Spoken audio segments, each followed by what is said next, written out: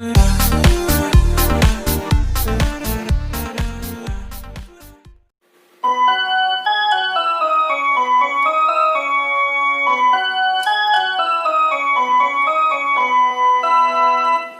जवाहर संगवारी हो। मैं हूं कुंदन। आज की वीडियो में प्ले करने वाला हूं दुकालो यादव जी के जस गीत के बोल है दुर्गादाई के भुवन महबू। तो संगवारी हो, वीडियो पसंद आए तो लाइक जरूर कर दो। साथ में आप हमारे चैनल में नए हो तो हमारे चैनल सब्सक्राइब करे वजन बुलाओ।